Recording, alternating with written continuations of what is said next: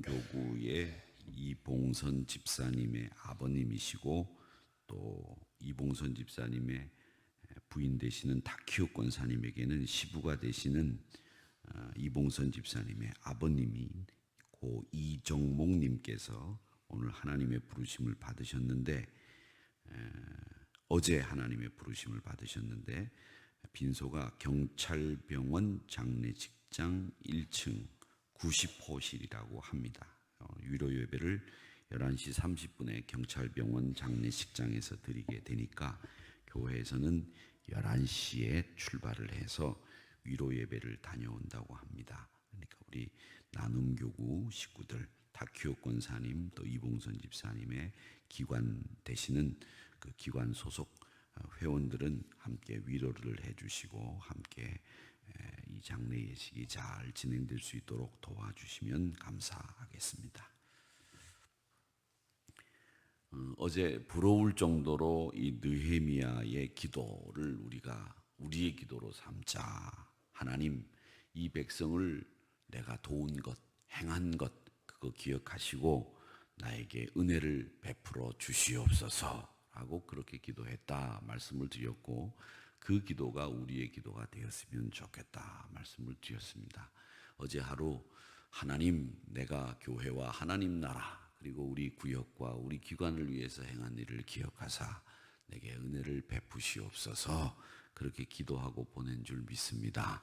또 오늘 하루도 이 기도들 여러분의 기도로 삼고 보내시되 3%의 소금기가 바다를 소금물에 그 짠내 나는 바닷물로 만든다 이렇게 말씀도 어저께 드렸는데 그 3%가 되는 여러분들이 되시기를 주님의 이름으로 축원합니다. 느헤미야가 이제 외부의 적도 물리치고 내부의 갈등도 봉합을 했습니다. 이제 예루살렘 성벽이 재건되기 직전에 이르렀는데 이제 문제가 뭐냐면 성문에 문짝을 달아야 됩니다. 이 문짝을 달아야 되는데 이 서구 이 동양 사람들과 달리 이 이스라엘 사람들은 이 집이 완성되는데 문짝을 달아야 이 집이 완성된다 이렇게 생각을 했어요. 활용점정이라고 하는 말이 있듯이 용을 그리는 사람은 그 용의 눈에 눈동자에 탁 이렇게 눈동자를 만들어 넣어야 그 그림이 완성되고 눈동자를 탁 찍으면 그 그림 속에 있는 용이 탁 날아오른다 이런 말이 있는데 이 집을 짓고 난 뒤에 문짝을 다는 일이 이게 참 중요한 일로 생각을 했는데 이 문짝을 다는 일만 남겨놓고 있다 이렇게 이야기를 하고 있습니다.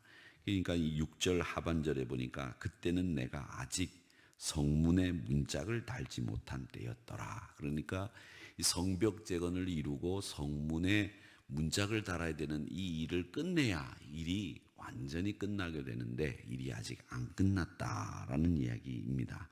근데 이 문짝을 다는 일은 문짝이 이만한 문짝이 아니겠죠. 성문이니까 큰 문이니까 설비들도 필요하고 또 문짝 자체를 특별히 제작을 해야 했을 겁니다. 그래서 이 일은 굉장히 중요하면서도 힘든 일이죠. 제가 예전에 한 10여 년 전에 이태리 그 베니스라고 피렌체라고 하는 곳을 가보니까 거기에 그 성당 앞에 말이죠 세례당이 따로 있어요. 우리는 이제 세례를 베풀 때 이제 여기서 약식으로 세례를 베풀지만 예전에는 세례를 물로 세례를 주기 때문에 교회 옆에 혹은 강대상 밑에다가 세례당을 만들어 놓습니다. 그래서 어떤 교회를 가보면 이 강대상 밑으로 이렇게 계단이 있어서 글로 내려가면 세례당이 있어요. 그래서 물이 잠기는 이런 저수고가 있고 그 세례당 옆에는 그 교회 감독들을 지낸 분들의 묘가 쫙 있습니다. 그래서 이 강대상 밑에는 이 교회의 감독을 지낸 묘가 있고 그 안에 세례당이 있죠. 좀 약간 음습하고 좀 기분 나쁘기는 하지요. 만약에 우리나라도 교회 밑에 이 강대상 밑에다가 세례당 만들고 거기에 옛날 우리 교회 목회하셨던 목사님들 이 시신을 다 여기다 모셔놓으면 아마 여기 저녁 때 기도하러 오시기가 좀 겁나실 겁니다만은 그 사람들은 그렇게 해놨더라고요. 근데 그 세례당 들어가는 문짝을 한 그 문짝을 만드는 건축가가 평생 그 문짝 하나를 만들었대요. 그 문짝을 2개 만드는데 2사람의 평생이 들어갔다는 거예요. 그러니까 문짝이 굉장해요. 성경 창세기서부터 시작해서 말라기까지 그 성경 이야기를 다 조각을 해가지고 그 문짝을 2개를 만들어 놨어요. 대단하죠. 그 문짝만 봐도 은혜가 되는 거예요. 그렇게 문짝들을 중요하게 만드는데 이 성문의 문짝도 역시 중요하게 만들었을 거라는 거죠. 근데 그때 다시 사탄의 공격이 시작이 됩니다. 시련이 시작이 됩니다. 그 시작은 어떤 모습이었느냐 하면 4장에서도 그런 시련이 있었죠. 그 4장에서 시작된 공격과 오늘 6장에서 나타난 공격에는 차이가 있어요. 그게 뭐냐면 4장에서 나타난 사탄의 공격은 성벽 재건을 하지 못하도록 이스라엘 백성들 전체를 공격했어요. 야, 니네들 성벽 재건할 수 있느냐? 너희들 성벽 재건해봐라. 여우만 올라가도 무너질 거다. 이렇게 공격을 했단 말이죠. 그런데 이번에는 6장에서 사탄이 성벽 재건을 하지 못하도록 하는 공격은 어떤 공격이냐? 느헤미야를 향한 공격이었어요. 여러분, 그렇습니다.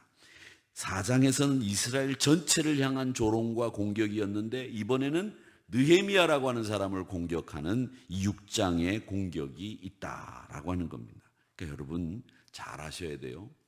지도자들의 위치에 있는 분들은 여러분들이 공격해오는 것을 막아낼 수 있는 힘이 있어야 됩니다. 남전도 회장, 여전도 회장, 구역장님, 다 지도자들의 위치에 있는 분들은 항상 조심해야 될 것이 뭐냐 하면 이스라엘 백성들 전체를 공격하고 난 뒤에 그 위에 있는 지도자를 공격했던 것처럼 여러분들을 공격할 수 있는 여지가 있어요. 그렇기 때문에 이 방법은 하나님의 일을 중지시키기 위해서 사탄이 쓰는 방법 중에 하나가 뭐냐?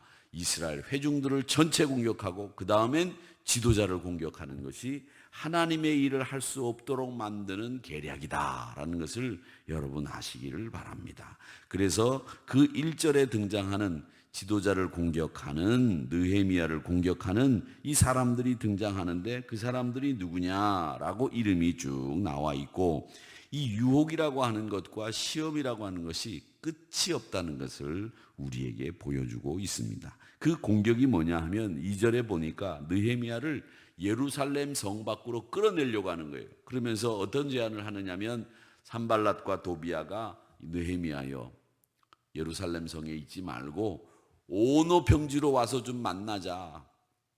그렇게 4차례나 회유를 했다는 거예요. 그 오노 평지라고 하는 것은 예루살렘에서 마차를 타고 가면은 하루길이 걸리는 길이에요.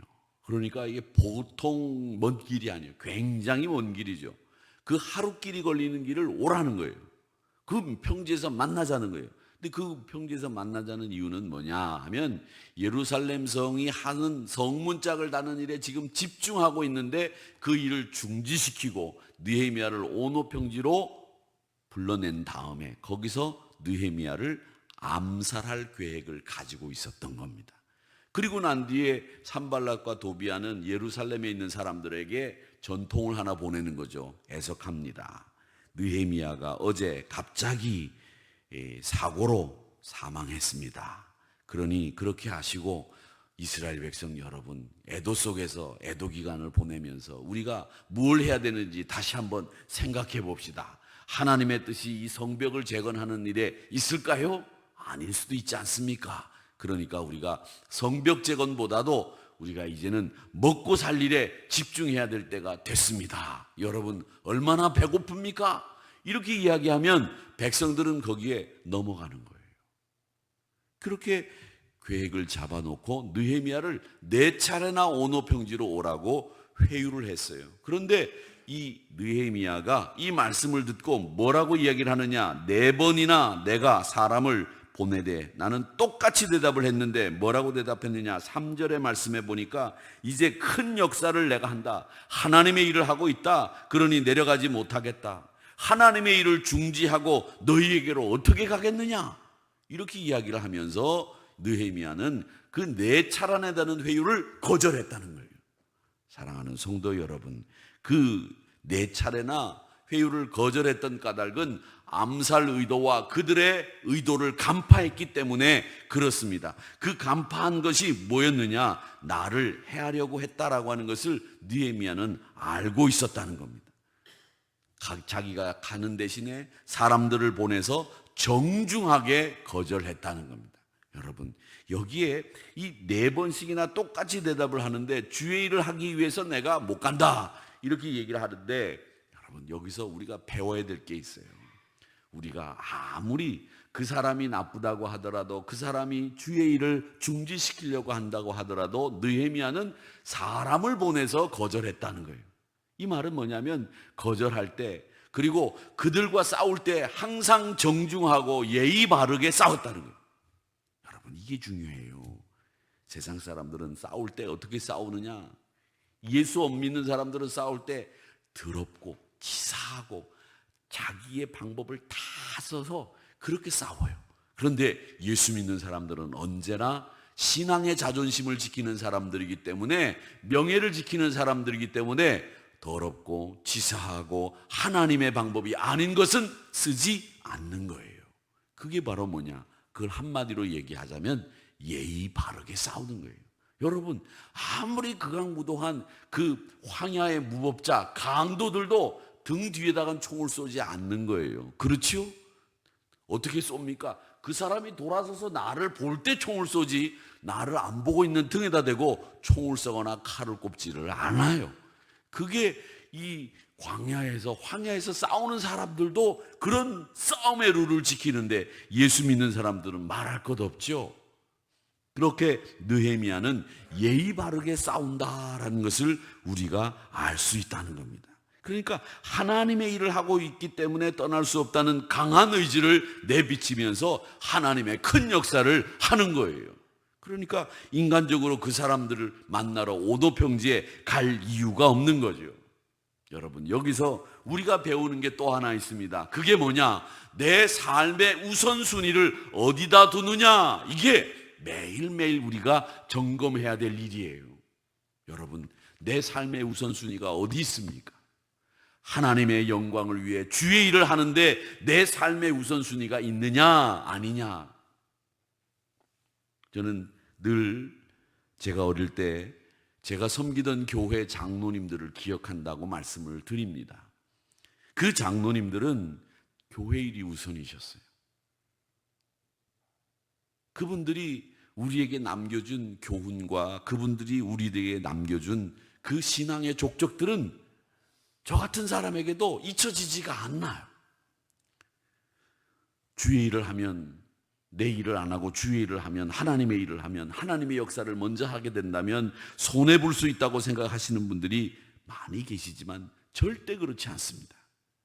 1000년이 2번 지나도 바뀌지 않는 진리가 있는데, 그건 뭐냐? 그건 하나님의 나라와 그의 의를 구하는, 그걸 먼저 구하는 사람들에게는 하나님이 채워주시는 하나님의 약속이 있다고 하는 것은 변하지 않는 진리라고 하는 것을 여러분 기억하시기를 축원합니다. 살아있는 약속이에요. 주의 일을 먼저 하고 주의 일을, 교회 일, 주의 역사, 이걸 감당하는 자들에게는 변하지 않는 하나님의 축복이 임하게 될 줄 믿습니다. 그게 우리에게 내려오는 거예요. 저는 그래서 늘 변함없이 주의 일을 하시는 분들, 그분들이 받는 축복을 저는 두 눈으로 똑똑히 봤어요. 제가 섬기던 교회 장로님 한 분은 시골에서 아무것도 가지고 온 것 없이 정말 이불 5명의 식구들이 이불 한 채 갖고 올라왔어요. 아무것도 없어요. 그런데 교회에 와서 교회를 사랑하면서 교회를 청소하고 관리하는 일을 하셨는데, 그분이 정말 열심히 하시더라고요. 교회 일을 내 일처럼 해요. 그분들을 일하는 걸 보다가 요즘 죄송합니다, 교회 일 하시는 분들을 보면 달라요. 차원이.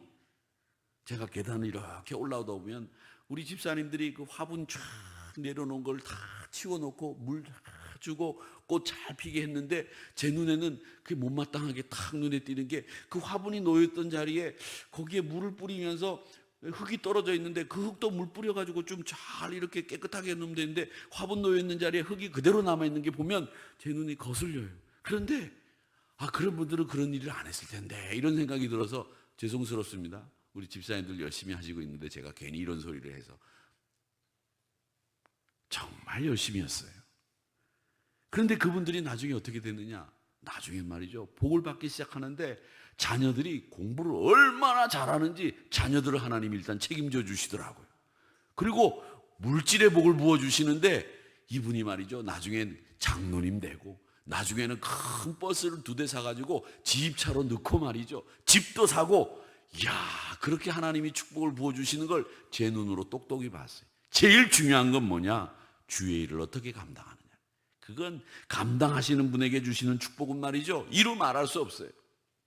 여러분, 주님의 일 하는 거, 그건 공짜가 없습니다. 절대 공짜가 없습니다. 분명히 하나님이 주시는 약속이 있다는 것을 잊지 마시기를 바랍니다. 그래서 늘 주의 일을 할 때는, 주의 일을 감당할 때는 하나님께서 나에게 주실 축복을 기대하면서 주의 일을 감당하시는 여러분들이 되시기를 주님의 이름으로 축원합니다. 여러분 보세요. 하나님의 일을 하시는 분들에게는 주시는 축복이 놀랍다는 거죠. 그것이 우리가 삶의 우선순위를 어디다 두느냐, 이걸 보는 하나님의 그 능력을 보는 우리 삶의 영한 지혜로운 눈이 있어야 된다는 것을 여러분 이 느헤미야를 통해서 배우시기를 축원합니다. 여러분들이 이 자리에 매일매일 나와서 기도를 하는 것도 이건 하나님이 그냥 보시지 않아요. 분명히 거기에 따른 하나님의 축복이 여러분들에게 주어질 것을 여러분들이 똑똑히 신앙 간증할 수 있도록 만들어 주실 줄 믿습니다. 여러분들 항상 기억하세요. 느헤미야와 같은 이런 믿음의 사람들은 여러분 하나님이 그냥 만홀히 여기시고 넘어가는 법이 없다라고 하는 것을 꼭 기억하시기를 바랍니다. 항상 복된 일들 많아지기를 바라고 이 삶의 우선순위를 살필 줄 아는 여러분들이 되시기를 주님의 이름으로 축원합니다. 그러면서 주의 일이라면 우선 그 일을 감당하는 느헤미야의 신앙을 본받는 저와 여러분이 되시기를 주님의 이름으로 축원합니다.